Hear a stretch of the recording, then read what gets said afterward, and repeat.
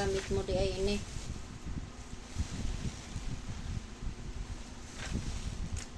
Yan. Ito yung mga abobot mo.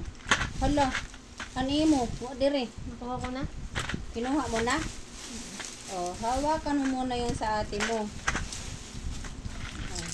Ang damak-mak na bolso. Nya. Pamalitan ko pante ang akong mga junakes. Ang kare pante ni Biboy. Very big. Thank you, Daddy. Thank you, Dada. Thank you, Daddy. Oh. はい、 Ang kare kay Kisame. Oh, kare kay Kisame ni. First washing aid. Oo. Ang kare kay ate o kare pang miming. Tas kare o kani pinili ni Daddy sa kon 何が Korean, 古い Korean style daw. Thank you, Daddy, ha. Yan.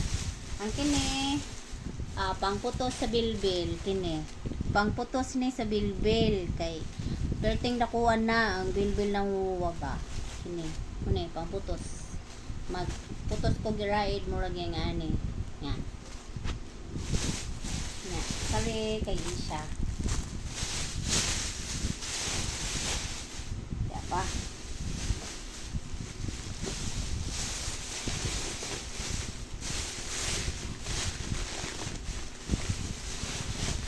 Uy, ay salamat at tiningnan ko. Dadangad to kayo ho, nagtubig na. Siumay ni Kisame. Iyang siumay. O kare para sa kuan ni Daddy sa long glass niya kay pirmi ko naman niya himuan og kuan kanan fruit shake. So kinahanglan may pang ano na may pang sabon na ko dito sa ilang sa bakso ana ba. Kare. O ijang pahumot. Daddy pahumot. Nya kare. Iyan ni kabo. Kaya gusto man niya kada uli niya nga rin bago ya kabo niya. Ang sulod o. Akong gingnan nga pagpalit niya ni kay para may kitkiting ka. Kay wala siyang dalang sweets. Mga biscuits lang ang dala niya. Duha. Kini nagpalit niya ani para la ko na iya hiramusan. Maula niya purpose ani. Iya ko na hiramusan. Oh.